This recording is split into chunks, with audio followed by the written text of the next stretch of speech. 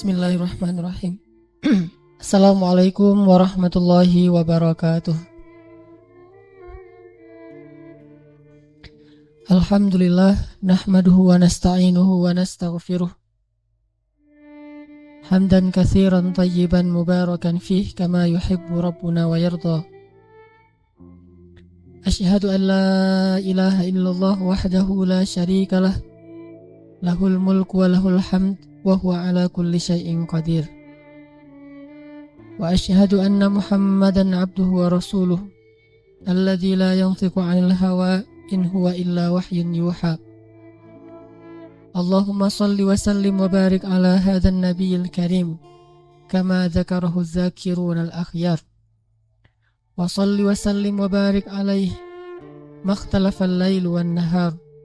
Wa salli wa sallim wa barik ala sayyidina wa habibina wa maulana Muhammadin wa ala al-muhajirina wal ansar. Wa ba'd. Qala Allah Ta'ala fil Qur'anil Karim, A'udzu billahi minasy syaithanir rajim. Wasari'u ila maghfiratin min rabbikum wa jannatin 'arduha as-samawati wal ardu u'iddat lil muttaqin. الذين ينفقون في السراء والضراء والكاظمين الغيظ والعافين عن الناس والله يحب المحسنين. صدق الله العظيم. Teman-teman yang dirahmati Allah Subhanahu wa taala, hari ini kita akan membahas tentang salah satu di antara ciri orang yang sabar. Salah satu di antara sifat sabar itu, karena sabar adalah lebih dari setengah dari keimanan. Kalau para ulama menyebutkan hadis ada 60-an cabang iman, hampir seluruh cabang iman itu diraih dengan kesabaran. Hampir seluruh cabang iman itu, atau bahkan seluruh cabang iman itu diraih dengan kesabaran. Dan orang yang beriman itu ciri khas yang paling melekat di dalam dirinya itu adalah sabar. Tidak mungkin seseorang disebut beriman kalau dia tidak memiliki sifat sabar. Dan sifat sabar yang paling jelas dan paling tampak itu ada pada diri orang yang beriman. Sehingga kalau kita membaca ayat-ayat tentang bagaimana Allah menguji seseorang keimanannya benar atau tidak, selalu ayatnya itu tentang bagaimana Allah menguji kesabarannya. Allah kalau pengen lihat orang itu imannya benar apa enggak, maka Allah akan melihat kesabarannya. Bukan dilihat ibadahnya, bukan dilihat lisannya, bukan dilihat penampilannya, hartanya, amal.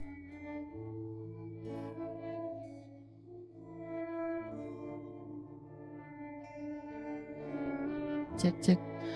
Allah tidak melihat kepada penampilannya, tidak melihat kepada amal-amal yang sifatnya nafilah atau yang sunnah yang dia lakukan, tetapi Allah melihat kepada kesabarannya.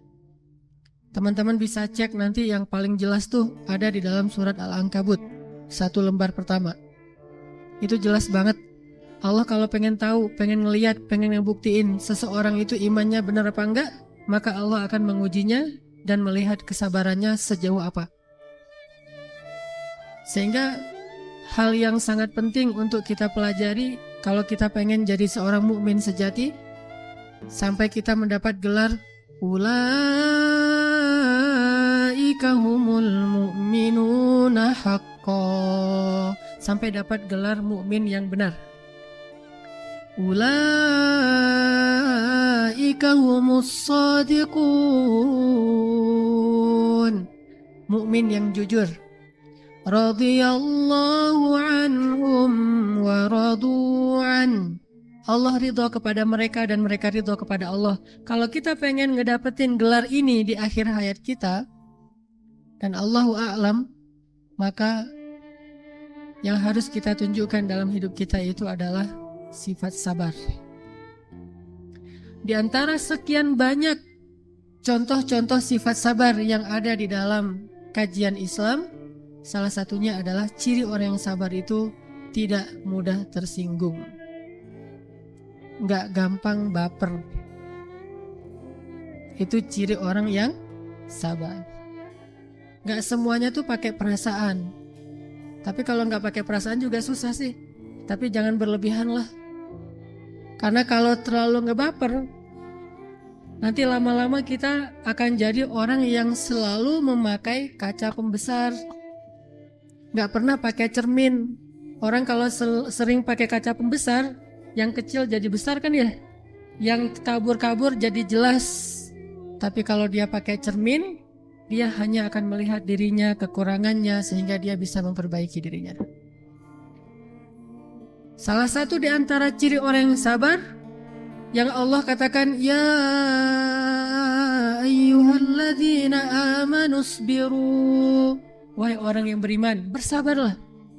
Perintah Allah untuk bersabar tuh. Sama kayak aqimus shalah wa atuz zakah, dirikan sholat dan tunaikan zakat.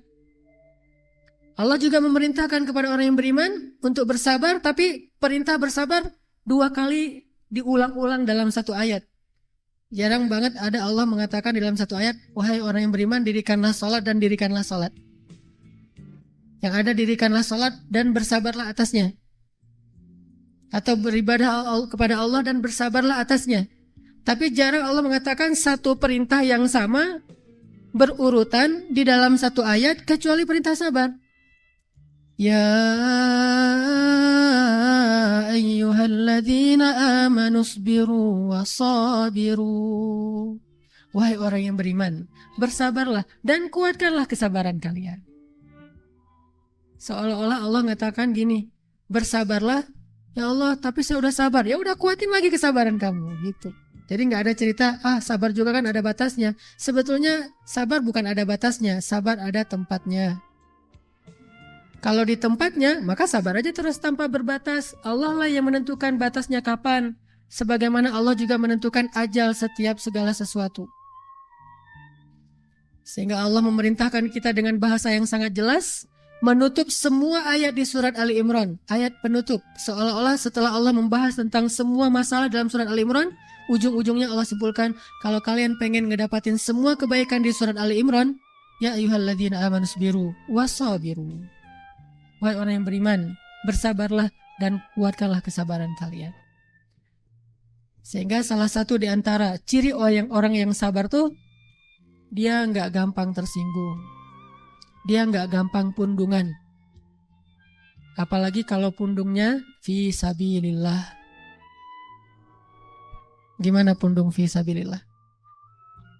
Ada orang ngajak temennya ke masjid, yuk ke masjid yuk, ada talim tuh bagus. Kayak kamu udah pasti masuk surga aja. Ya udahlah, kamu aja masuk neraka sendiri, udah tertutup hatinya dan segala macam, udah pergi sendiri. Saya nggak akan ngajak-ngajak dia lagi. Dia emang orangnya udah apa misalnya. Kita belum apa-apa ya, baru ngedakwahin orang sehari 2 hari udah pakai surat Al-Baqarah. Khatamallahu ala qulubihim. Belum apa-apa udah khatamallahu ala qulubihim. Padahal kalimat khatamallahu ala qulubihim itu hak prerogatifnya Allah saja. Kita nggak boleh bilang itu. Ayat itu hanya Allah yang bisa menyampaikannya kepada makhluk, kepada hambanya. Karena cuma Allah yang tahu isi hati hamba. Sehingga kita nggak punya hak mengatakan, tuh orang-orang yang kayak gitu tuh, itu udah ditutup hatinya. Khatamallahu ala qulubihim. Jadi kita udah nggak perlu capek-capek mendakwahi mereka. Bukankah Allah udah pasti menutup hatinya Abu Thalib, tetapi Rasul terus mendakwahinya? Bukankah Allah sudah menutup hati anaknya Nuh, tetapi Nuh masih tawar-menawar kepada Allah, ya Allah beri saya 1 hari lagi, 1 hari aja. Mudah-mudahan dia bisa terbuka hatinya. Tapi karena kita pundung fi sabilillah, baru sekali 2 kali kita ngajak teman kita ngajak istri kita, ngajak suami kita, baru sekali 2 kali kita mengajarkan mereka tentang kebaikan, lalu mereka menolak mentah-mentah, langsung kita tidak sabar, lalu pundung dan tidak mau lagi mengajak mereka kepada kebaikan. Apa kata Allah di akhir surat Al-Qalam? Wala takun kasahibil hut. Janganlah kamu seperti orang yang dimakan ikan. Allah nggak mau menyebut namanya untuk menutupi aibnya. Janganlah kamu, ini etika Allah, bukan menutupi aibnya, maaf, etika Allah kepada nabinya. Wala takun kasahibil hut. Janganlah kamu seperti orang yang dimakan ikan. Siapa dia? Nabi Allah Yunus alaihissalam. Kenapa beliau disebut orang yang makzum, orang yang dikuasai amarahnya dan tidak mampu menahan dirinya dari marah kepada kaumnya? Karena beliau tidak sabar terhadap penentangan kaumnya. Dan menurut saya sih wajar banget beliau gak sabar. Kalau kita mah gak wajar. Beliau sangat wajar. Setelah sekian tahun berdakwah, sekian tahun bersabar, dizalimi terus menerus, akhirnya beliau pundung. Menurut saya sih wajar. Tetapi walaupun wajar, Allah gak rela. Gimana kalau kita yang masih belum sangat wajar? Nabi Yunus berdakwah kepada kaumnya. Yang menentang beliau itu bukan cuma kaumnya, tetapi pemerintahnya. Jadi dari pemerintah beliau diteror, beliau ingin dibunuh. Dari kaumnya yang beliau belain, malah menuduh beliau macam-macam. Jadi seolah-olah kita lagi ngebelain teman kita, orang lain menghujat-hujat kita, teman yang kita belain juga ikut menghujat kita. Pernah gak ngerasain kasus kayak gitu? Kita lagi ngebelain seseorang, tapi orang itu bukan malah mendukung kita, malah dia menghujat kita. Akhirnya yang jadi kambing hitam kita sendiri. Ini ujian kalau kayak gini, ini lagi diuji seperti Nabi Yunus. Sehingga akhirnya Nabi Yunus, ya udahlah terserah kalian. Kalau nggak mau beriman itu urusan kalian, bukan urusan saya. Pergi. Perginya juga bukan mau berhenti berdakwah. Perginya mau mencari umat lain yang mau mendengar dakwah beliau. Bukan berhenti berdakwah. Kalau kita mungkin, saya mah nggak mau cari masalah, mending saya jadi pengusaha aja. Saya nggak mau jadi ustadz lagi, ternyata terlalu banyak disorot, jadi orang biasa aja. Saya mah nggak mau lagi berdakwah karena orang-orang dakwah itu harus suci, nggak boleh ada salah. Mending saya jadi orang biasa aja. Nggak mau lagi berdakwah.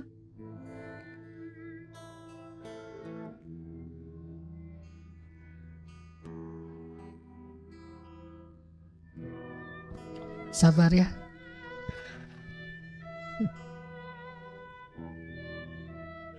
Gak ada batasnya kan? Ya udah biarin aja deh. Sabar ya, dengerin yang kayak gini-gini. Cek. Ya artinya Nabi Yunus alaihissalam bukan beliau mau berhenti berdakwah, bukan beliau nggak mau lagi menyampaikan risalah, cuma beliau pengen pindah ke negeri yang lain, berharap di negeri itu beliau akan ketemu dengan orang yang mau mendengar dakwah beliau. Cuma kayak gitu niatnya. Tetapi Allah nggak rela dan akhirnya Allah memberi pelajaran kepada Nabi Yunus dengan adegan yang kita tahu ceritanya. Sehingga Allah ketika Nabi Muhammad SAW agak sedikit melemah dalam dakwahnya, mulai agak merasa, aduh kok gini-gini amat ya dakwah mah. Akhirnya Allah nasihati Nabi Muhammad dan itu ada di surat juz 29 dan wama adraka ma juz 29. Tahukah kita apa itu juz 29? Juz 29 itu seluruhnya surat Makkiyah. Dari Al-Mulk sampai akhir juz 29 itu surat Makkiyah dan juz 28 itu semuanya surat Madaniyah. Artinya apa? Juz 29 ini setiap suratnya turunnya di Mekah. Kalau juz 30 ada Makkiyah, ada Madaniyah. Surat-surat yang lain ada Makkiyah, ada Madaniyah. Tapi kalau juz 29 semuanya Makkiyah, artinya semuanya turun di Mekah. Kalau semuanya turun di Mekah, kita bisa kebayang lah gimana suasana waktu itu. Berarti suasana ketika Nabi dalam keadaan benar-benar diuji oleh Allah dalam awal-awal dakwahnya. Dihujat sana sini, dicaci maki, dicela, difitnah, ditinggalkan orang-orang tercintanya, orang-orang terdekatnya, tinggal sendiri, jatuh miskin, disiksa fisiknya, perasaannya, dan seluruhnya dalam kondisi yang melemah kayak gitu. Allah menasihati Nabi Muhammad dengan kalimat, wasbir, bersabarlah terhadap ketetapan Tuhanmu, dan janganlah kamu seperti orang yang dimakan ikan. Coba teman-teman buka deh surat Al-Qalam, surat 68, biar kita tilawah dulu. Buka surat Al-Qalam, surat 68.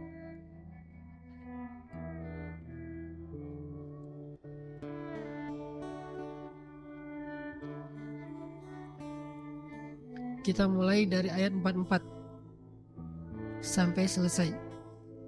Surat Al-Qalam, surat 68, kita mulai dari ayat 44. A'udzu billahi minasy syaithanir rajim. Silakan.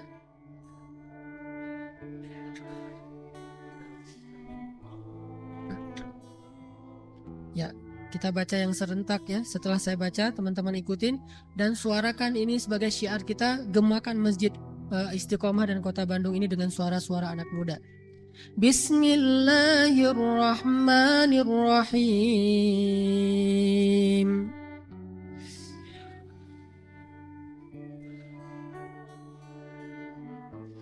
فذرني ومن يكذب بهذا الحديث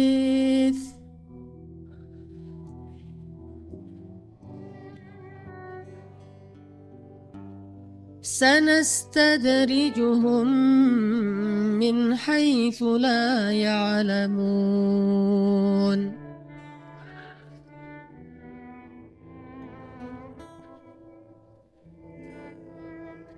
وأملي لهم إن كيدي متين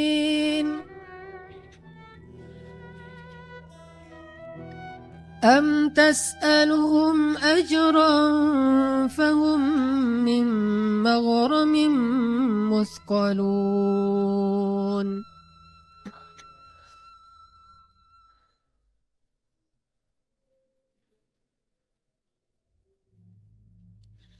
أم عندهم الغيب فهم يكتبون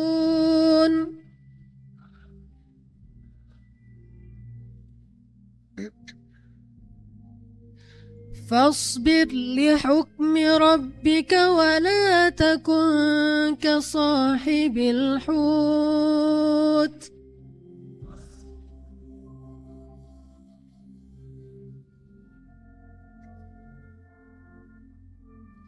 ولا تكن كصاحب الحوت إذ نادى وهو مكظوم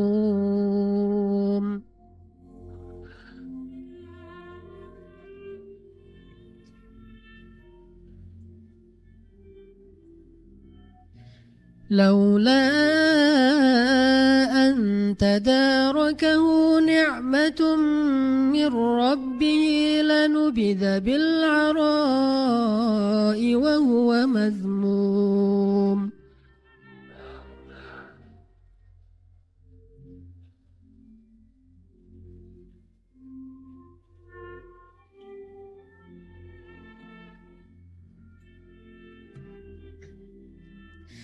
فاجتباه ربه فجعله من الصالحين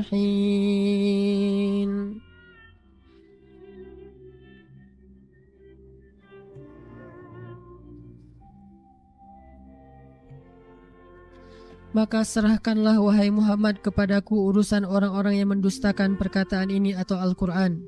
Nanti kami sendiri yang akan menarik mereka dengan berangsur-angsur ke arah kebinasaan dari arah-arah yang mereka tidak duga-duga. Dan aku memberi tangguh kepada mereka, sesungguhnya rencanaku amat tangguh. Apakah kamu meminta upah kepada mereka wahai Muhammad, lalu mereka merasa berat dengan hutang piutang itu? Ataukah ada pada mereka itu ilmu tentang gaib, lalu mereka menulis padanya yang mereka tetapkan? Maka bersabarlah kamu wahai Muhammad terhadap ketetapan Tuhanmu. Dan janganlah kamu seperti orang yang berada di dalam perut ikan ketika ia berdakwah, bukan berdoa ya. Nah dari situ berdakwah. Ketika dia berdakwah sedang ia dalam keadaan marah kepada kaumnya. Kalau sekiranya ia tidak segera mendapat nikmat dari Tuhannya, benar-benar ia akan dicampakkan ke tanah tandus dalam keadaan tercela. Lalu Tuhannya memilihnya dan menjadikannya termasuk orang-orang yang soleh. Ini ayat turun ketika Nabi sedang perasaannya lagi dalam keadaan galau banget. Dan galaunya Nabi itu bukan urusan pribadi. Lebih keren lah daripada galau kita. Lebih agak elit dikit. Kalau kita mah galau mah urusannya itu melulu ya. Kayak cerita minggu kemarin ya. Galaunya keliling Sungai Nil. Nah kalau itu mah galau gak keren. Jangan ditiru ya. Saya malah takut gara-gara saya cerita kemarin banyak yang meniru. Kenapa nih banyak yang keliling-keliling sungai-sungai di Bandung? Gara-gara galau mengikuti Ustadz Hanang. Kalau Sungai Nil masih mending lah keliling tapi asik ngelihat pemandangannya. Dan Sungai Nil itu kata Nabi salah satu sungai surga yang ada di bumi. Intinya Nabi lagi galau, dan galaunya Nabi itu bukan karena masalah pribadi, bukan karena putus cinta. Nabi pernah ditolak cintanya nggak? By the way, nih intermezzo. By the way, Nabi pernah nggak ngerasain ditolak cintanya? Pernah baca ceritanya? Pernah banget, 2 kali. Jadi yang putus-putus cinta, berbahagialah kalian mengikuti sunnah Nabi. Pernah ditolak 2 kali. Cuma bedanya, Nabi ditolak mah biasa aja. Gak sampai baper banget, gak sampai akhirnya gak bisa tidur, gak bisa makan. Apalagi berdiri di atas tower, di atas jembatan gitu. Tapi mau loncat gak berani, gak loncat, gak keren, masa turun lagi gitu kan ya. Udah naik di atas tower, loncat, aduh sakit juga nih kalau jatuh nih, apalagi ngelihat di bawah itu banyak batu. Tapi mau turun lagi gak keren, ntar ditertawain sama orang lain. Akhirnya muter-muter aja di situ, lama-lama jatuh sendiri, bukan karena niat bunuh diri, terbunuh. Atau sampai ada yang nabrakin motornya ke truk yang berhenti di depan rumah ceweknya, dia tabrakin sehingga biar ceweknya tahu, biar kamu tahu gimana aku gak bisa hidup tanpa kamu gitu. Nabi mah gak kayak gitu. Pernah beliau ditolak cintanya? Pernah. Saat beliau masih jomblo, belum menikah dengan Khadijah, belum dapat wahyu, beliau punya perasaan sayang kepada anaknya Abu Thalib dan ingin menikahinya, ternyata ditolak oleh papanya. Pak, saya ingin melamar anak bapak. Maaf, udah ada yang duluan dan saya emang niat mau nikahin anak saya dengan kaum yang fulan, dengan kabilah fulan. Alah si bapak mah sara banget gitu ya. Enggak, biasa aja. Saya mau menikahkan putri saya dengan kabilah fulan karena dulu mereka menikahkan putri mereka dengan kabilah kita, yaitu ayahmu dengan Aminah. Oh ya udah nggak apa-apa, udah selesai, beres, nggak ada sampai keliling Sungai Nil kayak gitu kan, nggak ada adegan-adegan kayak gitu, biasa aja. Ternyata dapat yang lebih baik, yaitu Khadijah. Khadijah wafat, datang lagi ke situ. Coba, berarti kan Rasulullah masih nyimpen ya. Dan itu manusiawi, nggak salah, walaupun nggak sampai ada perasaan yang macam-macam. Secara manusiawi banget, naluri banget gitu. Khadijah wafat, Rasulullah ngelamar lagi cewek yang sama. Cuma sekarang dia udah janda, udah punya anak. Sekarang yang nolak bukan bapaknya udah meninggal. Yang nolak dia sendiri. Dia bilang, ya Rasulullah, siapa sih yang tidak ingin menjadi istrimu? Tetapi saya bingung. Saya punya banyak anak. Kalau saya menikah dengan engkau, saya harus memilih berat kemana. Kalau saya berat kepada suami, saya takut mentelantarkan anak-anak saya yang masih kecil-kecil. Kalau saya berat ke anak, saya takut zalim kepada hak suami saya. Daripada saya jadi orang zalim, maka ya Rasulullah maaf, saya gak bisa terima. 2 kali loh, cewek yang sama, bayangin. Tapi apa baper? Biasa aja. Makanya orang yang sabar tuh kayak gitu tuh. Orang yang tangguh tuh kayak gitu. Laki-laki yang tangguh tuh jangan lihat saya ya. Saya emang nggak tangguh kemarin tuh. Sekarang insya Allah udah tangguh. Jadi yang tangguh tuh kayak gitu. Ada masalah cinta mah bukan segalanya dalam hidup lah. Walaupun dia adalah salah satu di antara zinatul hayah, perhiasan hidup ya.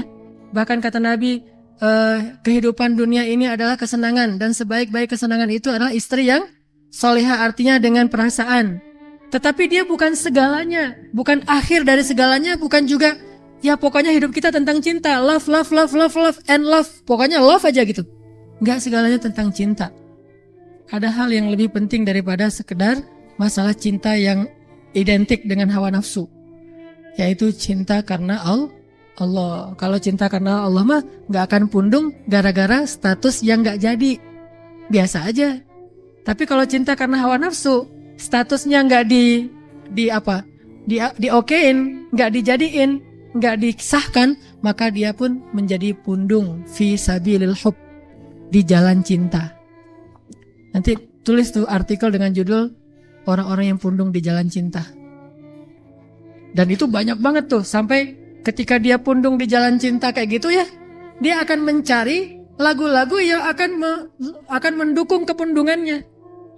Akan mendukung kegalauannya, mendukung perasaannya yang lagi hancur-hancuran. Dia cari lagu misalnya, kau hancurkan hatiku, hancurkan. Atau satu lagi hancur melulu. Dari awal sampai terakhir hancur. Saya kan dulu pernah tuh tinggal di Dewi Sartika, di Sarbini, dan di situ ada Saritem nomor 2 di Bandung. Saya tinggal bersebelahan dengan rumah mereka. Pagi-pagi saya lagi beres-beres mau keluar, ada anak kecil gitu, anak usia 4 tahun gitu. Dia nyanyi sambil main di depan rumah saya. Kau hancurkan hatiku. Ini anak 4 tahun hatinya udah hancur. Pertanyaannya siapa yang telah menghancurkan hati anak ini gitu. Yang satu lagi yang cewek, panggil aku si Jablay. Anak usia 5 tahun cewek udah jadi Jablay. Ini masa-masa kejayaan orang Indonesia ya. Luar biasa, anak kecil lagunya. Kalau dulu saya masih kecil mah lagunya Si Komo Lewat, yang gitu-gitu, lagu gak jelas gitu, lagu anak-anak banget. Kalau sekarang udah dewasa. Sehingga lebih gampang lagi dia pun pundung. Makanya kalau kita mau sabar tuh, ketika kita dalam keadaan kayak gitu, galau kebawa perasaan kita karena ucapan-ucapan yang membuat kita tersinggung, atau ucapan-ucapan yang membuat kita gak nyaman hatinya, biar gak gampang pundung. Jangan lagi mendukung rasa resah kita itu dengan syair-syair jahiliyah. Saya tidak ngomong musiknya, saya ngomong liriknya, saya ngomong kontennya. Jangan mendukung lagi kegalauan kita dengan syair-syair jahiliyah. Apa itu syair-syair jahiliyah? Di masa Rasul dulu ada syair-syair yang dibuat dan dibacakan untuk menambah kegalauan dan menikmati suasana galau. Syair jahiliyah itu macam-macam. Ada syair tentang perang. Dia biasanya tentang rasial. Orang yang anti kepada kabilah yang lain. Kabilah kami lebih hebat. Itu ada. Namanya syair jahiliyah. Kita bisa belajar itu dalam Fakultas Sastra di Universitas Al-Azhar. Tapi itu bisa jadi bahan dakwah juga. Ada syair jahiliyah yang menceritakan tentang nenek moyang, membangga-banggakan kaumnya. Ada syair jahiliyah yang menceritakan tentang dosa-dosa, indahnya berbuat dosa ini, dosa itu. Kalau sekarang cinta semalam, cinta terlarang, segala macam. Ini syair jahiliyah. Ada lagi syair jahiliyah yang bahasanya menceritakan tentang tubuh perempuan. Sehingga orang ketika membacakan syair-syair itu menjadi semangat sambil minum khamr. Dia mendengar syair-syair tentang tubuh perempuan dibacakan sehingga dia menjadi semangat untuk melakukan dosa besar. Ada juga syair-syair jahiliyah yang menceritakan tentang cinta perempuan yang diputuskan segala macam. Nah, ini semuanya adalah syair-syair jahiliyah. Cek.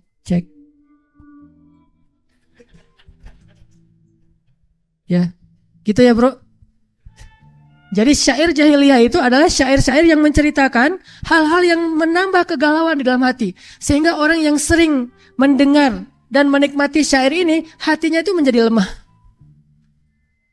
Dan kita jarang mendengar ada cerita di antara sahabat bunuh diri, enggak pernah malah, bukan jarang, bunuh diri gara-gara cinta tuh enggak pernah. Atau jadi anjlok prestasinya, jadi enggak bisa ngafal Quran gara-gara diputusin cewek. Itu kayaknya enggak ada ceritanya di antara sahabatnya. Ada gitu, mana Abu Hurairah kok nggak masuk sekolah hari ini ngafal hadis? Ya Rasul, dia mah lagi galau sekarang. Kenapa? Soalnya nggak ada tuh Abu Hurairah cerita kayak gitu. Siapa dulu yang ditolak melulu sama cewek? Berinisial J, siapa? Julaibib. Datang tolak. Mungkin ratusan kali lah ditolak sama cewek. Tapi dia nggak pernah. Gara-gara itu kemudian menjadi malas ke masjid, malas beribadah. Saya mah pundung dari amal soleh gara-gara saya udah soleh tetap ditolak juga. Dulu saya nggak soleh ditolak, sekarang udah soleh tetap ditolak. Terus apa untungnya soleh saya? Ternyata soleh nggak membuat saya diterima oleh cewek-cewek. Memangnya soleh buat diterima? Atau mungkin bisa saja Allah menyediakan yang lebih baik. Intinya jangan dukung kegalauan kita dengan syair-syair seperti ini. Pasti nggak enak banget loh. Kalau lagi galau dengerin lagu kayak gitu pasti nggak enak banget. Lagi galau dengernya lagu-lagu. Enaknya lagu apa ya kalau lagi galau? Punk rock gitu. Biar sekalian gini.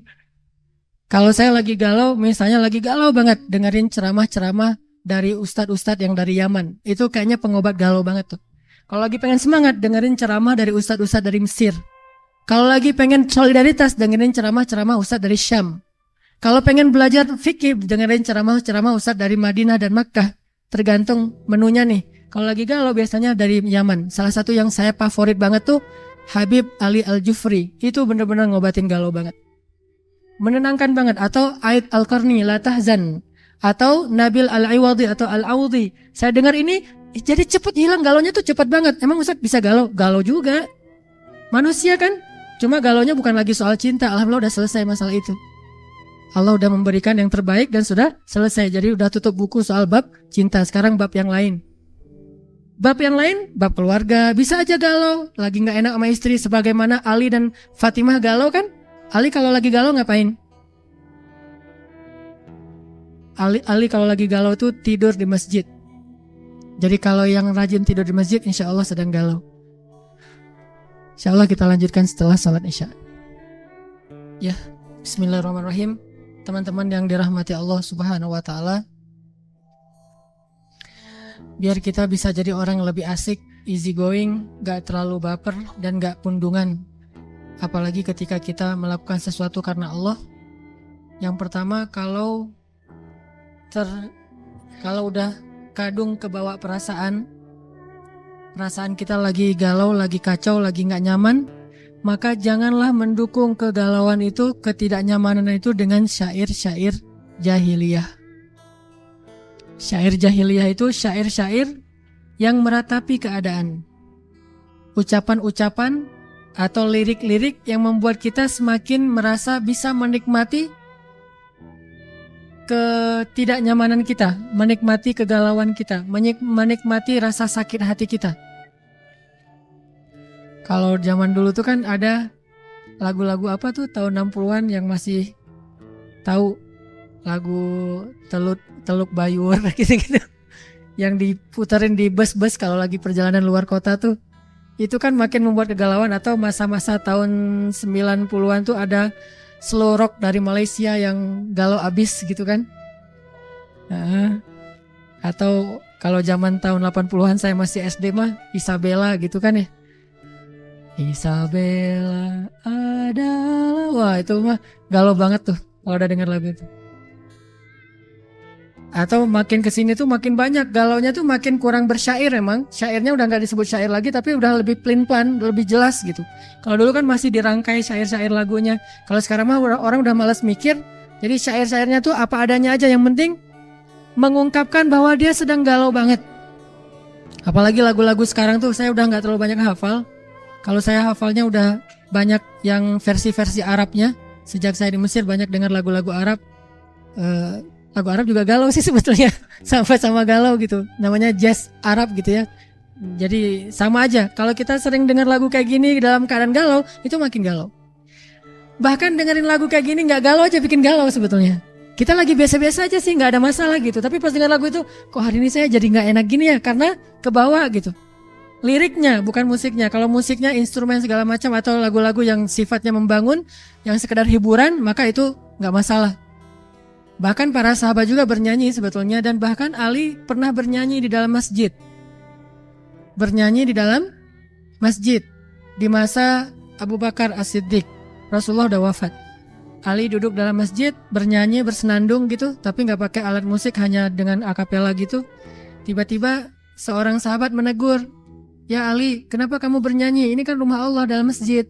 Apa kata Ali? "Sesungguhnya saya melakukan hal yang sama di masa Rasul dan Rasulullah membiarkan." Artinya boleh, cuma nggak boleh jadikan tempat nyanyi. Cuma kalau bernyanyi sesekali kayak ngegumang gitu, kecil-kecil sendiri gitu nggak masalah.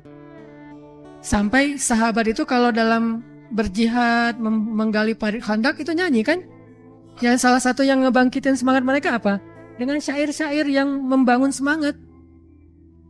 La in qa'adna wa nabiyyu ya'malu fadzaka minnal 'amalul mudallalu la 'isha illa 'ishal akhirah Allahumma arham ansar wal muhajirah.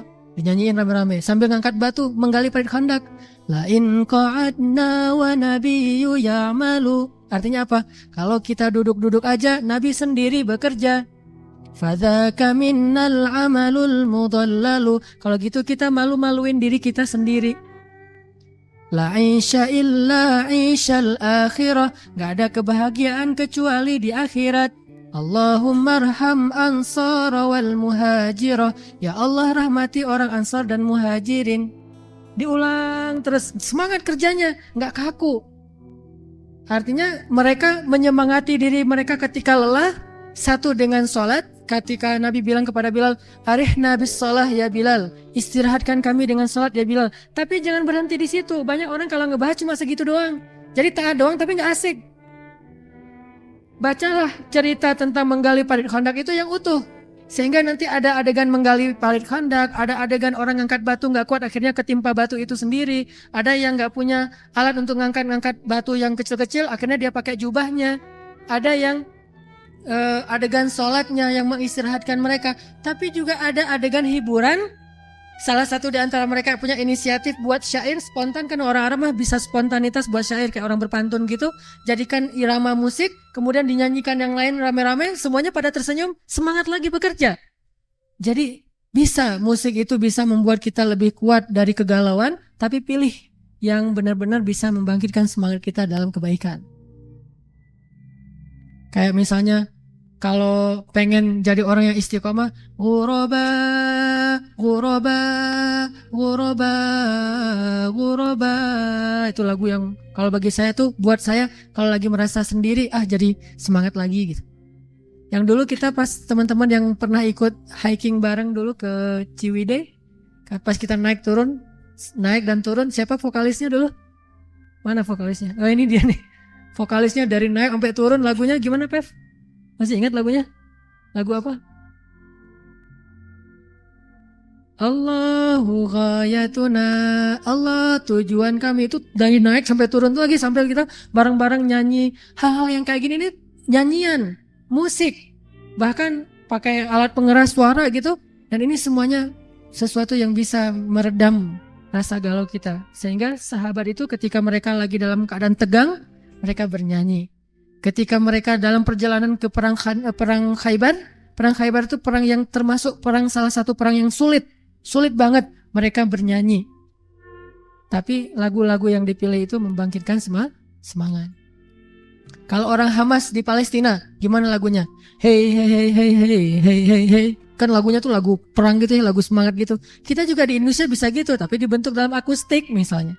Intinya jangan menambah kegalauan kita dengan syair-syair jahiliyah, tapi kuatkan hati kita dengan syair-syair terbaik. Yang pertama Al-Quran, yang kedua nasihat, yang ketiga tak apalah kalau kita sesekali mendengar musik atau irama-irama lagu yang membangkitkan semangat. Jangan menyerah atau lagu apa.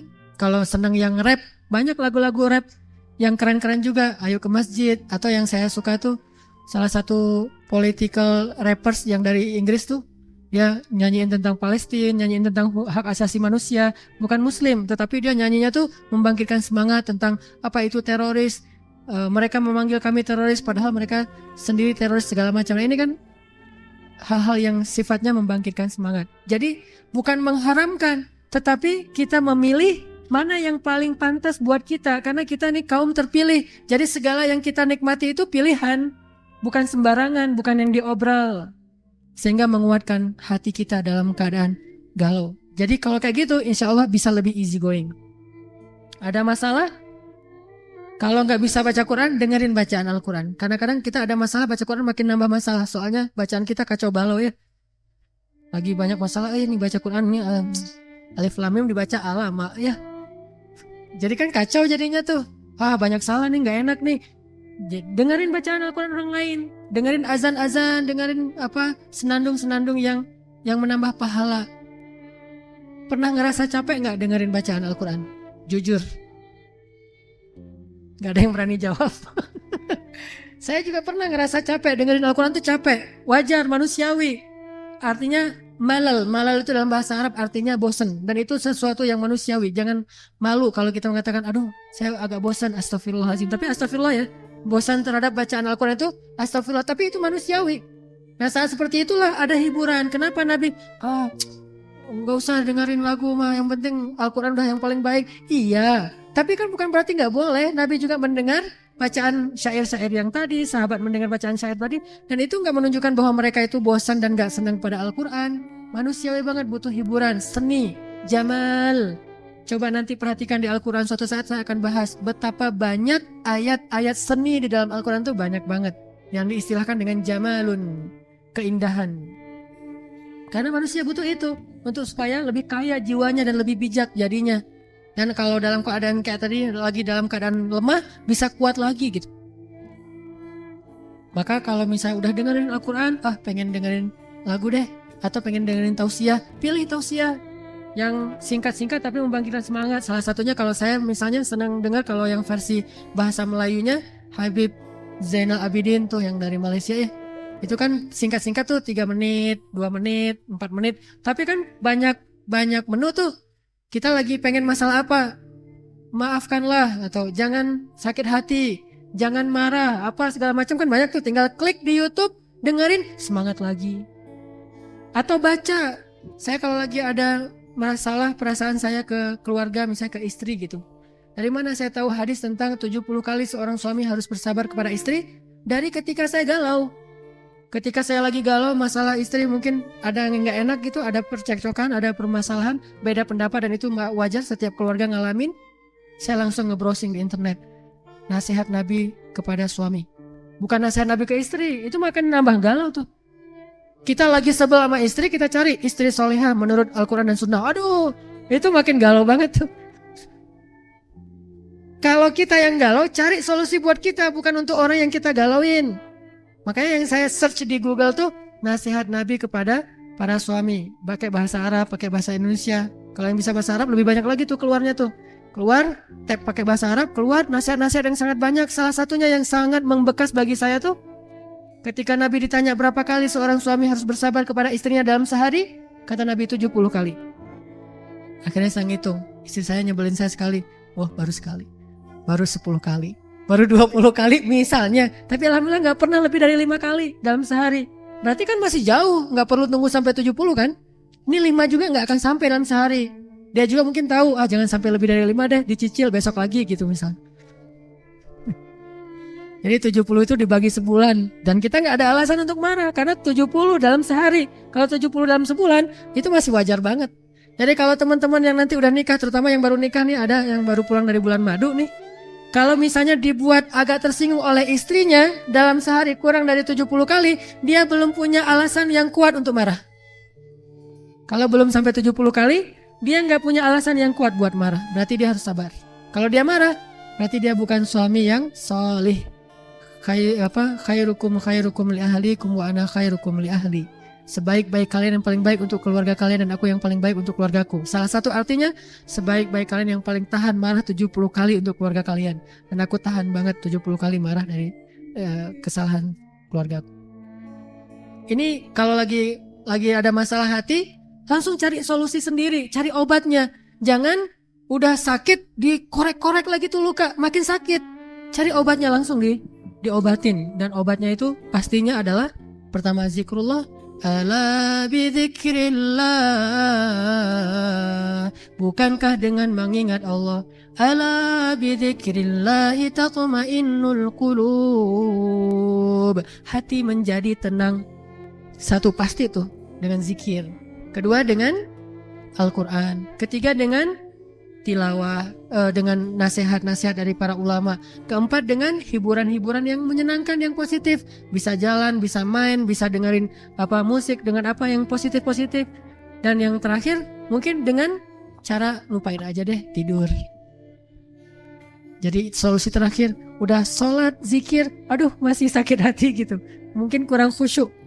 Lagi sholat mikirin masalah, tilawah Al-Quran, yang dilihat bukan huruf-huruf Al-Quran tapi masalah-masalah. Listnya gitu banyak banget. Udah gitu dengerin musik, aduh bingung milih musik yang bisa menyemangati kita. Dengerin nasihatnya makin berat, soalnya yang dibahas masalah sunnah, bid'ah, surga, neraka, berat-berat banget gitu, fikih gitu ya. Akhirnya makin galau, udah deh bawa tidur aja deh. Tidur, melupakan masalah sejenak. Bangun dari tidur nanti tiba-tiba udah 309 tahun. Ashabul Kahfi ya. Karena banyak banget masalah, udah deh dipakai tidur aja deh. Udah tidur aja di gua. Udah bangun-bangun.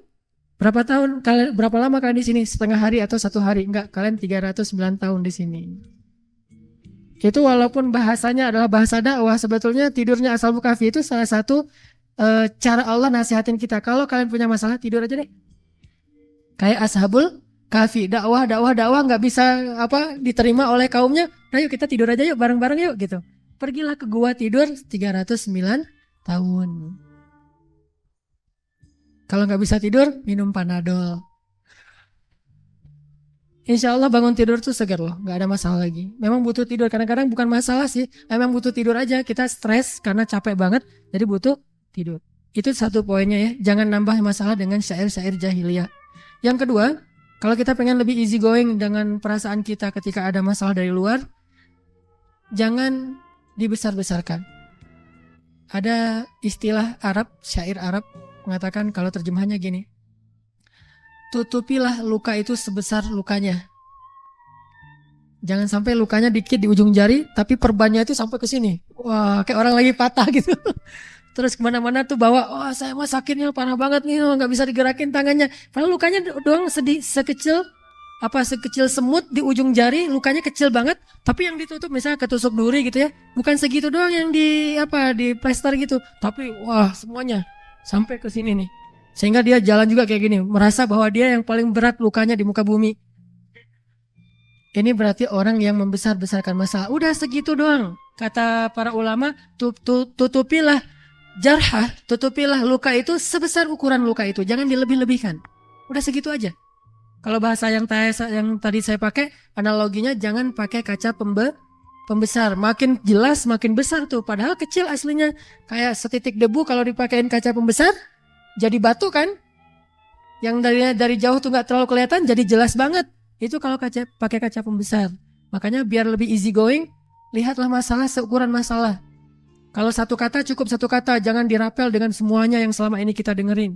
Tuh kan benar, memang selama ini dia disebutin semuanya, diakumulasi. Berarti kita memperbesar masalah. Setiap ada masalah, udah segitu aja. Jangan ditambah dengan yang kemarin. Yang kemarin lagi, yang setahun yang lalu, 2 tahun yang lalu, yang seumur hidup diakumulasi jadi satu, triggernya kecil tapi meledaknya tuh luar biasa. Kenapa? Karena kita tidak proporsional dalam menyikapin masalah. Ada teman kita yang salah ngomong, udah yang itu doang tuh. Sehingga lebih mudah untuk memaafkannya, lebih mudah untuk melupakannya ketimbang dia salah ngomong sekali, kita ingat beberapa kali yang lalu. Dia juga pernah dulu, yang lain-lain, semuanya dirapel, akan susah sekali kalau kayak gitu. Maka lihatlah masalah seukuran masalah. Jangan dilebih-lebihkan. Jangan hiperbola. Jangan lebay. Mungkin poin kedua itu artinya jangan lebay. Ini poin kedua. Dan yang terakhir, yang ketiga, biar kita lebih easy going dari ucapan orang, dari sikap orang lain. Cobalah belajar, ajari telinga kita untuk ikhlas. Ajari telinga kita untuk ikhlas. Apa maksud telinga kita untuk ikhlas? Maksudnya telinga kita ini belajar mendengar sesuatu itu karena Allah, bukan karena kita, bukan karena orang lain. Kalau karena kita hanya mau mendengar sesuatu yang menyenangkan hati kita. Kalau karena orang lain, kita mendengar orang-orang yang menurut kita respect, menurut kita orangnya keren. Kalau misalnya orangnya kita sebel, kita nggak mau dengar. Tapi dengarlah karena Allah. Kalau karena Allah, asalkan itu kebaikan dan kebenaran, kita terima dari siapapun, dari musuh sekalipun. Apa kata Nabi? Terimalah kebaikan walaupun keluarnya dari mulut seorang budak Habasyah. Artinya bukan karena siapa yang ngomong, bukan seperti apa ucapannya, tetapi intinya adalah kebaikan, dengarkan saja. Dan itu bukan mengkritik kita, itu justru sesuatu yang baik buat kita. Nahnu ahaqqu bihadza. Kaum muslimin lebih berhak menerima kebaikan ini daripada orang lain. Sehingga terima kebaikan itu dari siapapun. Gak boleh sombong. Jangan sampai kita mengingkari kebenaran dan kebaikan hanya gara-gara kebenaran dan kebaikan itu keluar dari orang yang menurut kita lebih rendah daripada kita. Jangan sampai kita menolak suatu kebaikan hanya gara-gara kebaikan itu ditampakkan oleh orang yang menurut kita nggak baik. Menurut kita nggak baik, padahal belum tentu menurut Allah kayak gitu. Jangan sampai seorang istri menolak nasihat dari suaminya yang menurut istrinya, suaminya belum menjadi seorang suami yang solih.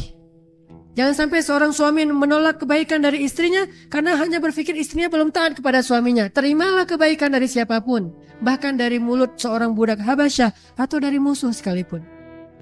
Budak Habasyah itu agamanya bukan agama Islam. Bukan agama Islam, budak pula dan bukan orang Arab. Jadi secara status sosial di masyarakat Arab itu jauh beda dengan orang Arab, Quraisy, Ahlul Bait. Tetapi tetap diterima yang namanya kebaikan dari siapapun juga. Kita belajar dari semua orang, kita menerima kritik dari semua orang, Nggak ada cerita saya seorang guru maka saya nggak boleh dikritik oleh muridnya. Bahkan seorang nabi pun dikritik oleh para sahabat dan beliau nggak marah. Siapa sahabat yang pernah mengkritik nabi? Habis-habisan kritiknya. Umar masuk Islamnya belakangan lagi tuh. Kalau Abu Bakar masih mending, kalau Khadijah masih mending. Ini Umar yang masuk Islamnya tuh setelah Nabi berdoa lama baru masuk Islam. Yang di masa jahiliyahnya pernah minum khamar, dosanya macam-macam. Kritik Nabi, ya Rasulullah, keras suaranya di depan Nabi. Sampai Allah sendiri yang menurunkan ayat, ya ayyuhalladzina amanu la tarfa'u aswatakum fawqa sautin nabi. Janganlah kalian mengangkat suara kalian di hadapan Rasul melebihi suara Rasul. Tapi Rasul gak marah. Allah yang mengajari mereka etika, tetapi Rasul nggak jadi baper gara-gara itu. Kenapa? Karena kalau itu emang niatnya baik, Umar berpendapat bukan karena marah ke Rasul. Umar berpendapat walaupun dia nggak setuju dengan Rasul, itu pasti karena Allah. Umar setuju dan nggak setuju, itu karena Allah. Kenapa? Karena Umar itu zahir dan batinnya sama. Zahir dan batinnya sama. Kalau dia zahir nggak setuju karena Allah, berarti batinnya juga gitu. Nggak ada munafik dalam, nggak ada dzi wajhain. Tidak ada bermuka dua di dalam diri Umar bin Khattab. Dia orangnya terus terang gitu. Sehingga Rasulullah paham banget karakter Umar. Umar mah karena dia gak setuju, pasti gak setujunya karena Allah, bukan karena dia gak enak sama saya, karena dia ada masalah sama saya, enggak. Pernah Umar dengan Abu Bakar tuh kayak gitu. Abu Bakar ngusulin sesuatu, Umar bilang, menurut saya gak kayak gitu ya Rasul. Baper Abu Bakar, tersinggung, gak easy going. Akhirnya Abu Bakar bilang, Umar, kamu kayaknya seneng banget beda sama saya, kata Abu Bakar. Kata Umar, enggak, saya emang kayak gini pendapat saya, tapi kamu selalu membantah saya, nggak pernah sama pendapat kita. Ramai itu di depan Rasulullah. Akhirnya turun lagi ayat, ya ayyuhalladzina amanu la tarfa'u aswatakum. Jangan lagi kalian bersuara keras di depan Nabi. Bertaubat lagi. Pernah ngalamin kayak gitu juga sahabat. Insaniyatus sahabah, sisi-sisi manusiawinya para sahabat. Tapi ketika mereka udah paham, Umar pernah dikritik lebih keras dari ini, tapi nggak sampai membawa perasaan. Ketika Umar jadi Amirul Mukminin, khalifah, presiden, bayangin yang mengkritiknya seorang mantan budak, Bilal bin Rabah. Ngebantah terus. Umar ngeluarin suatu undang-undang, dibantah sama Bilal. Umar ngeluarin keputusan presiden, dibantah sama Bilal. Pokoknya Bilal ini ngebantah Umar aja terus. Sampai Umar bilang ini apa? Kata Umar, ya Allah, aku berlindung kepadamu dari Bilal. Sampai ngomong gitu coba.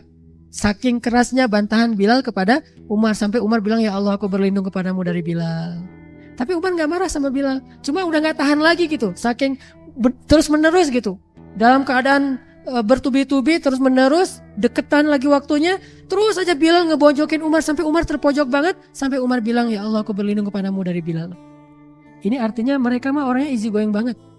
Pernah Umar di depan para jamaah habis sholat, kan zaman dulu mah presiden, dia juga ulama, dia juga imam sholat ya.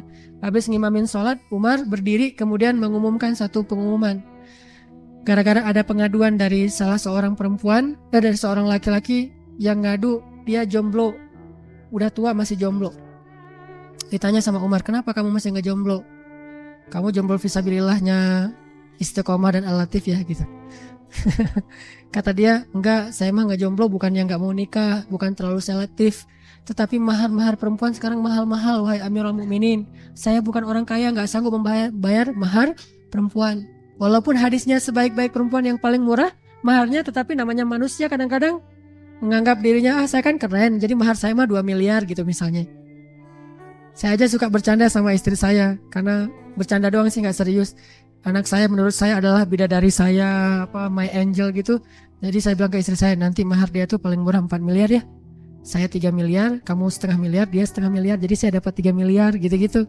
Jadi dicandain, maharnya mahal-mahal. Kalau teman-teman pergi ke Mesir, orang Mesir itu rata-rata nikahnya di atas 35 tahun. Kenapa? Sukses dulu baru bisa nikah, saking mahalnya mahar orang Mesir. Makanya saya nggak punya istri orang Mesir. Maharnya mahal banget. Apa maharnya? Harus punya 1 bungalow, mobil, kemudian emasnya itu sampai ditaruh dari ujung pergelangan tangan tuh sampai di siku tangan, penuh berapa kilogram, setengah kilo. Ngadulah nih seorang sahabat ke Umar, ya Amirul Mukminin, sekarang maharnya terlalu mahal dan segala macam. Saya tidak bisa menikah. Akhirnya Umar menjadi marah karena dia presiden, dia tinggal ngubah hukum aja. Ketika dia selesai sholat, dia katakan, wahai kaum muslimin, mulai sekarang saya akan buat peraturan bahwa mahar tidak boleh melebihi sekian dinar. Siapa yang selama ini maharnya sudah melebihi sekian aturan yang saya buat, maka kembalikanlah kepada laki-laki yang membayar mahar. Sebutlah misalnya 1 dinar. Siapa yang selama ini dapat mahar lebih dari 1 dinar, maka dia kembalikan sisanya kepada suaminya atau laki-lakinya. Seorang sahabiat mengangkat tangan, perempuan, dari belakang, dan itu kelihatan. Artinya masjidnya masih belum ada pembatas. Baru ada pembatas masjid di zaman masjid dalam Islam itu akhir-akhir ini. Dulu di zaman Rasul, di zaman sahabat, nggak ada pembatas laki-laki dan perempuan, hanya perempuan agak belakangan biar beda dengan laki-laki. Lalu dia mengangkat tangan. Umar mengatakan, ada apa? Dia mengatakan, ya Amirul Mukminin, bagaimana engkau akan mengatakan sesuatu yang bertolak belakang dengan Al-Quran? Gimana maksud kamu?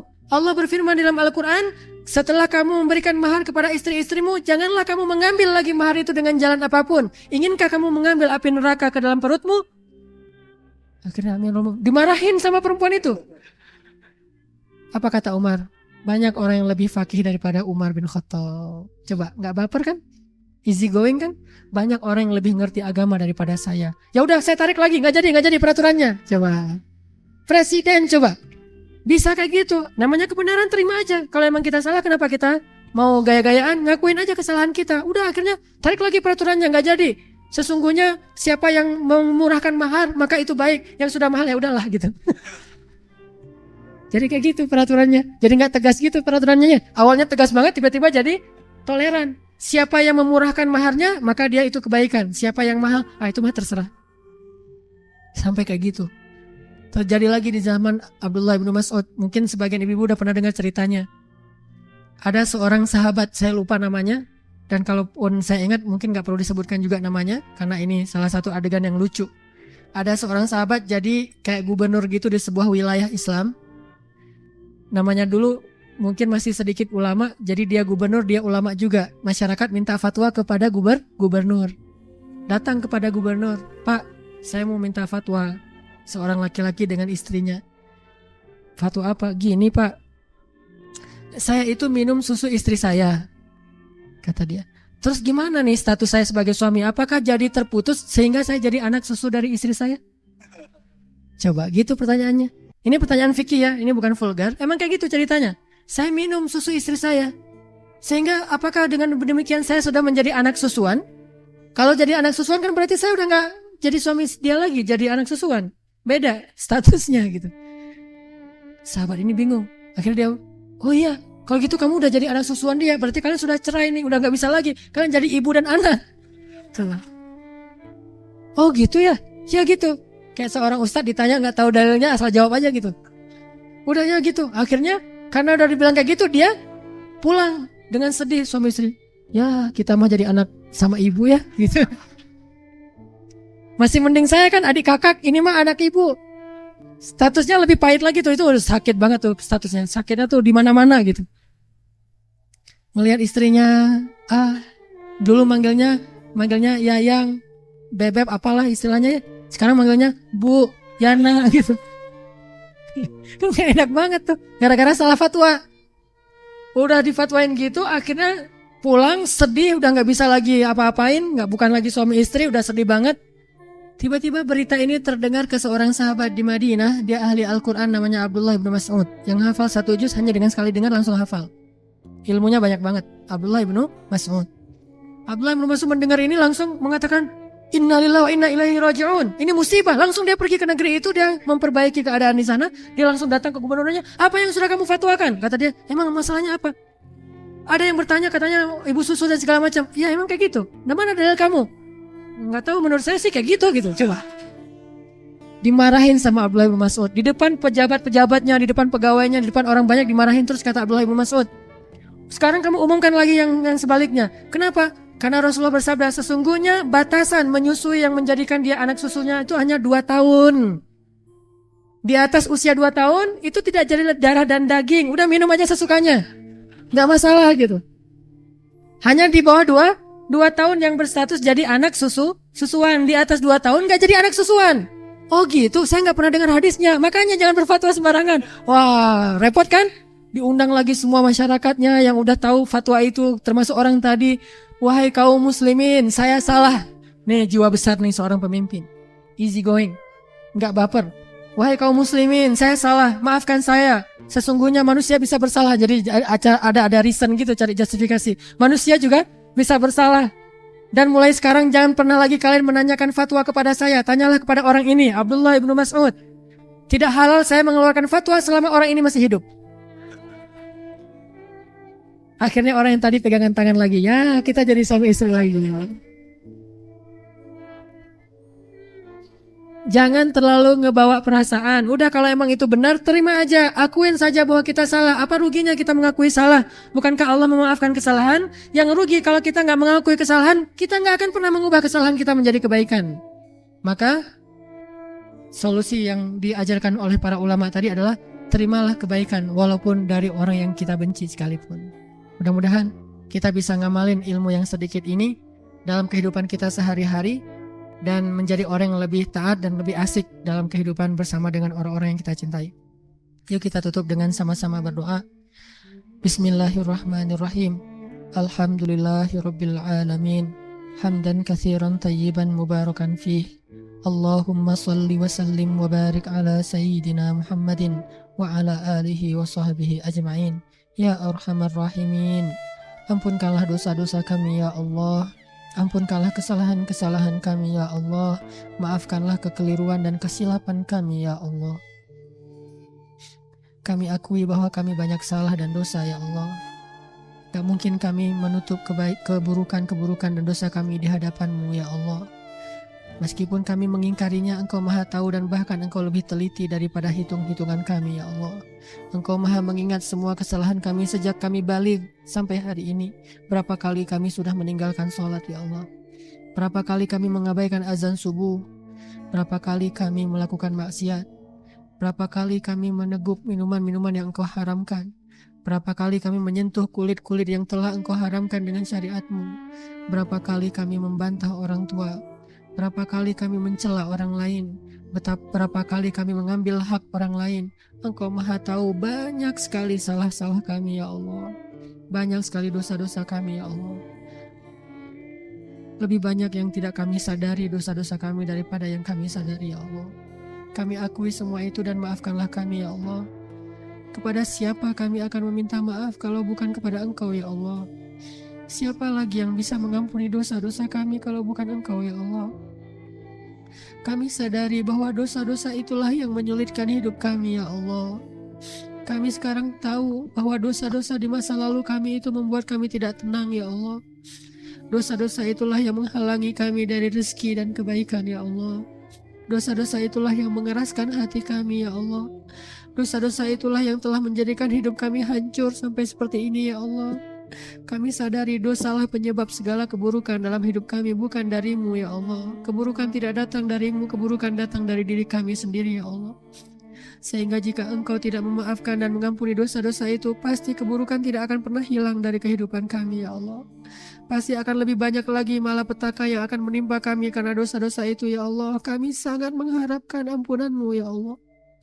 Karena kami lemah dan kami gak akan sanggup menghadapi akibat dari dosa-dosa kami. Kami tidak akan kuat menghadapi dampak dari dosa-dosa kami di masa yang akan datang ya Allah. Kami gak akan sanggup menghadapi keadaan ketika anak-anak kami membantah nasihat kami karena dulu kami membantah nasihat orang tua kami ya Allah. Kami tidak akan sanggup mengetahui jika anak-anak kami pernah melakukan dosa yang pernah kami lakukan dulu ya Allah. Kami tidak akan sanggup jika tahu anak perempuan kami berbuat dosa yang kami pernah lakukan di masa lalu ya Allah. Kami tidak sanggup melihat anak-anak kami yang laki-laki melakukan dosa yang pernah kami lakukan dahulu ya Allah. Kami tidak kuat untuk menerima dampak dari dosa-dosa kami sendiri ya Allah. Kami tidak sanggup ya Allah. Maka maafkanlah kami ya Allah. Untuk menebus dosa itu dengan amal soleh pun kami belum sempurna ya Allah. Masih kurang banget amal-amal kami ya Allah. Please ya Allah, maafkanlah kesalahan kami ya Allah. Jika Engkau tidak mengampuni dosa kami, pasti kami akan rugi dunia dan akhirat.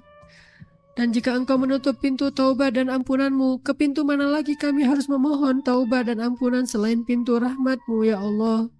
Ya Arhamar Rahimin, ampunkanlah dosa-dosa kami ya Allah. Ampunkanlah kesalahan-kesalahan kami ya Allah.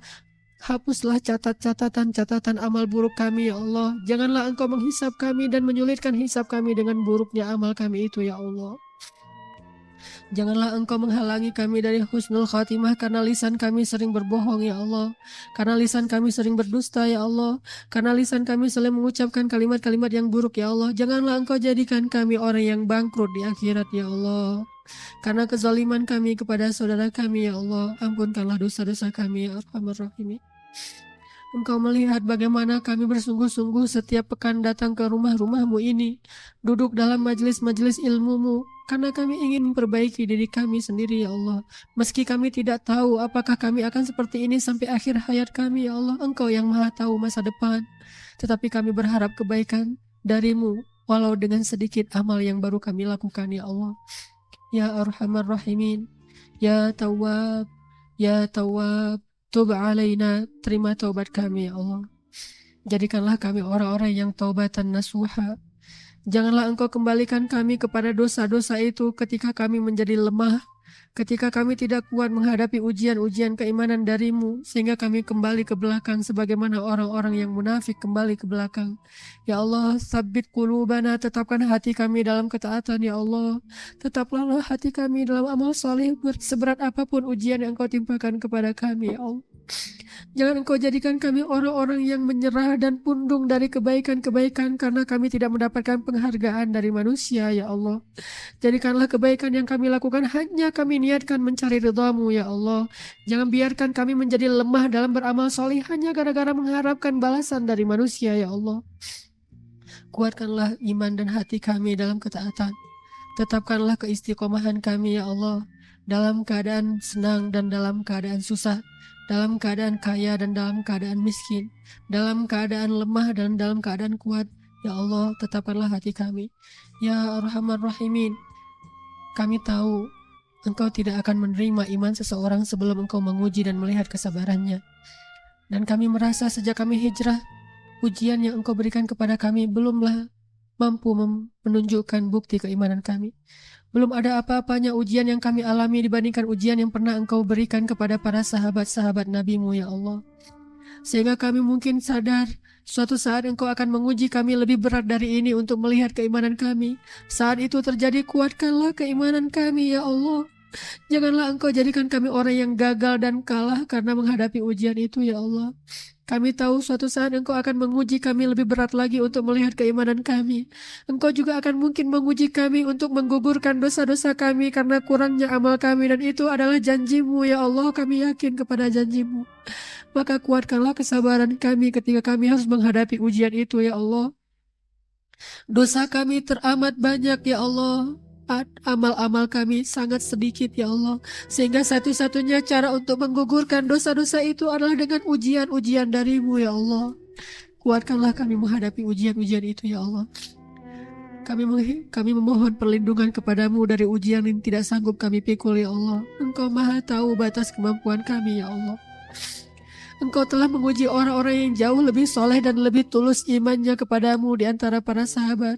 Engkau telah menguji para anbiya yang jelas-jelas sudah beriman kepadamu dan tidak punya dosa. Siapa kami yang tidak akan Engkau uji padahal dosa kami menumpuk di masa yang lalu ya Allah. Pasti Engkau akan menguji kami suatu saat nanti meskipun kami tidak siap saat ini ya Allah. Maka kuatkanlah hati kami jika kami harus menghadapi ujian itu ya Allah. Jika di antara kami hari ini ada yang sedang Engkau uji keimanannya, ujian fisiknya, ujian hartanya, dan ujian perasaannya, kuatkanlah kami ya Allah menghadapi dan melewati ujian ini. Bukankah Engkau berjanji ala inna nasrullahi qarib? Bukankah pertolongan Allah itu sudah dekat? Ya Allah, dekatkan pertolongan-Mu kepada kami ya Allah. Jangan biarkan kami berputus asa di tengah perjalanan ujian ini ya Allah. Ya Allah, kuatkanlah hati orang tua kami dalam mendidik anak-anaknya. Kuatkanlah hati kami dalam mendidik anak-anak kami. Kuatkanlah hati suami-suami kami dalam memimpin istri. Kuatkanlah hati istri-istri kami dalam mentaati suaminya. Ya Arhamar Rahimin, jika kami lapar, jadikanlah lapar kami sebagai penggugur dosa kami di masa lalu. Ya Arhamar Rahimin, jika kami sedih, jadikanlah kesedihan kami penggugur dosa kami di masa yang lalu. Ya Arhamar Rahimin, jika kami sakit, jadilah sakit kami sebagai penggugur dosa kami di masa yang lalu. Ya Arhamar Rahimin, jika kami merasa khawatir, jadilah kekhawatiran kami sebagai penggugur dosa kami di masa yang lalu. Ya Arhamar Rahimin, jadikan setiap musibah dan ujian dalam hidup kami penggugur dosa kami di masa yang lalu, dan kuatkanlah kesabaran kami, ya Allah. Ya Arhamar Rahimin, kepada siapa kami harus mengadu dan curhat kecuali kepada Engkau yang Maha Tahu keadaan hamba-Nya. Kami ini lemah, kami ini fakir, kami ini tidak ada apa-apanya di hadapan-Mu, ya Arhamar Rahimin. Semua kami punya masalah sendiri-sendiri. Seandainya semua masalah ini kami adukan kepadamu, sedikit pun tidak akan menyulitkanmu, ya Allah. Yas'aluhu man fis samawati wal ardh kulla yawmin huwa fi sya'n. Setiap hari Engkau sibuk mengurus hamba-hambamu. La ta'khudhuhu sinatun wa la nawm. Uruslah kami, ya Allah, peliharalah kami dan bimbinglah kami, ya Arhamar Rahimin. Ya Arhamar Rahimin, sempurnakanlah iman kami. Sempurnakanlah iman kami dengan ilmu. Janganlah Engkau jadikan kami menjadi orang-orang yang bingung dalam menentukan yang baik dan yang buruk. Ajarkanlah kami apa yang kami tidak mengerti, ya Allah.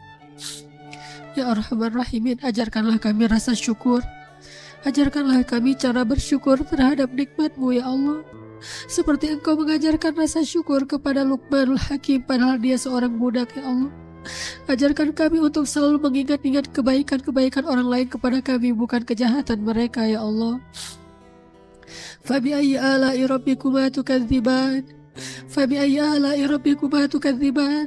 Ajarkan kami cara bersyukur, ya Allah. Mensyukuri nikmat iman, mensyukuri nikmat Islam, mensyukuri nikmat hidayah, mensyukuri nikmat Al-Quran, mensyukuri nikmat ukhuwah, mensyukuri nikmat keluarga, mensyukuri nikmat pasangan, mensyukuri nikmat anak-anak yang soleh, mensyukuri nikmat rezeki, mensyukuri nikmat ilmu, mensyukuri nikmat kesehatan, mensyukuri nikmat dijadikan sebagai seorang muslim, mensyukuri menjadi seorang manusia, mensyukuri menjadi hamba-Mu, ya Allah. Ajarkan kami cara bersyukur. Jangan Engkau biarkan hati kami ini dipenuhi dengan rasa dengki kepada orang lain, dipenuhi dengan rasa kufur kepada diri-Mu, ya Allah. Ajarkan kami rasa bersyukur. Hanya dengan cara bersyukur yang baik kami akan merasakan kebahagiaan hidup, ya Allah. Ajarkan kami rasa bersyukur sehingga kami bisa menghargai setiap kebaikan orang-orang yang mencintai kami. Kadang mereka begitu tulus mencintai kami, tetapi kami memungkirinya karena kami tidak menyadari bagaimana cara mereka mengekspresikan kecintaan mereka, ya Allah. Kami mengingkari kebaikan orang lain karena kami tidak faham kebaikan yang mereka berikan. Ajarkan kami cara menghargai kebaikan orang lain, ya Allah. Terutama kebaikan ibu kami, ya Allah. Yang kadang kami merasa ibu kami terlalu sering merepotkan diri kami, padahal itu adalah bentuk kasih sayang dan perhatiannya kepada kami. Ayah kami yang terlalu sering kami rasakan menasihati atau mungkin memarahi kami, padahal marahnya karena dia sayang kepada kami, ya Allah. Suami kami yang terlalu banyak menasihati kami seolah-olah dia tidak rela jika kami merasakan kebahagiaan, padahal justru karena dia sayang dan ingin menggiring kami ke surga-Mu, ya Allah. Ajarkan kami cara menghargai kebaikan dari orang lain, ya Allah. Ya Arhamar Rahimin, berilah pertolongan-Mu kepada kaum muslimin di seluruh dunia, kepada kaum muslimin di Suriah, kepada kaum muslimin di Palestina, kepada kaum muslimin di Yaman, kepada kaum muslimin di Rohingya. Ya Arhamar Rahimin, hanya doa-doa yang naik ke hadapan-Mu inilah yang bisa kami lakukan untuk menolong dan memberi perhatian kepada saudara kami di seluruh dunia, ya Allah. Kami bermunajat kepadamu untuk pertolongan saudara-saudara kami yang sedang dikepung oleh orang-orang yang memusuhi agamamu di Palestina, ya Allah. Ya Allah, rahmatilah para syuhada kami, anak-anak kami yang mati dalam keadaan dizolimi, putri-putri kami yang tertindas, perempuan-perempuan kami yang dilecehkan, orang tua kami yang disakiti. Ya Allah, saudara-saudara kami yang terusir dari rumahnya, tolonglah mereka, ya Allah. Dan jadikanlah kami orang yang jauh lebih bisa bersyukur karena keadaan kami jauh lebih baik daripada keadaan mereka, ya Allah. Jadikanlah kami salah satu di antara penolong-penolong agamamu ya Allah. Ya Allah, bantulah dakwah kaum muslimin di Indonesia ya Allah. Bantulah dakwah kaum muslimin di Indonesia ya Allah. Berikanlah hidayah-hidayahmu kepada pemuda-pemuda Indonesia ya Allah. Berikanlah hidayah-hidayahmu kepada pemuda Bandung ya Allah. Berikanlah hidayahmu kepada perempuan-perempuan pemuda dan pemudi Indonesia ya Allah. Jadikanlah kami para pemuda ini sebagai awal dari kebangkitan Islam di Indonesia ya Allah. Jadikanlah kami agen-agen dakwah penerus perjuangan Rasul-Mu ya Allah. Jangan Engkau biarkan kami sibuk dengan urusan pribadi kami dan mentelantarkan hak-hak agama kami ya Allah. Jadikanlah kami para kesatria-kesatria Islam. Jadikanlah kami para pejuang-pejuang Islam, sebagaimana Engkau menghijrahkan Umar dari musuh menjadi pembela-pembela Islam ya Allah.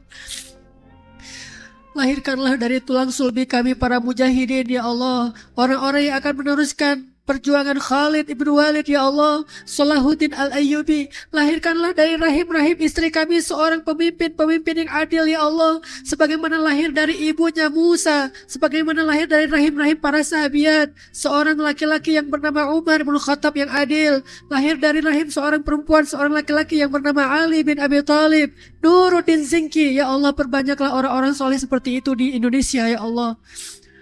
Seorang ulama yang solih, seorang pemimpin yang solih, seorang yang kaya yang solih, seorang yang miskin yang solih, seorang anak muda yang solih, seorang perempuan yang solihah.